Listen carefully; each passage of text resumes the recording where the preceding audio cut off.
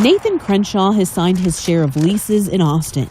I've pretty much been bouncing apartment to apartment every year, or every new job, or every rent hike that I think is unreasonable. I've done like 13 moves in the last 14 years.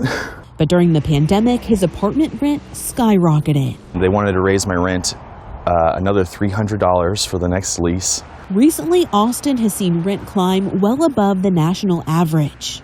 Austin was a unique city in the last couple of years, especially during the pandemic. Prices really boomed in Austin. Everything became very expensive. The units that were coming on the market were nicer, demanding a higher rent. The renter demand was higher. More people were moving to Austin. This was pushing rent prices up and even higher than the rent prices we saw across the nation. According to Rent.com, Austin's rent prices are starting to stabilize, and renters may have more power than they realize. Can people negotiate their rent, and what are some ways to successfully do that?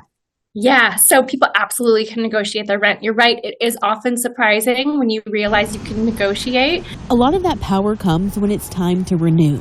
Finding a new renter is more expensive than renewing an existing renter. So that gives the renter a lot of negotiation power. You can say, hey, I want to renew here, but I'm seeing cheaper rents down the street. What can you do for me on my next lease term? If you're a great tenant, you can make a stronger argument. If you have, a history of making your on-time rent payments, if you have a pretty good reputation on the property, you're more likely to have more negotiation power.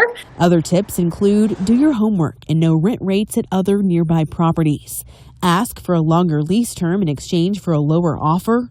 Ask to waive added fees for amenities, especially ones you're not using. Request unit upgrades in lieu of a lower rate, and start the conversation early. 2024 is the year of the renter. We're seeing those rent prices stabilize across the country. Something Nathan and many other renters can expect to experience firsthand. I actually just got my re-sign offer for this duplex, and they only want to raise my rent $20 for the next 15 months or something. So that's probably $100 less than any new lease offer I've gotten since I started living in Austin. Melanie Torrey, CBS Austin News. Thank you for watching. Please hit the subscribe button and get the latest news by downloading the CBS Austin News app.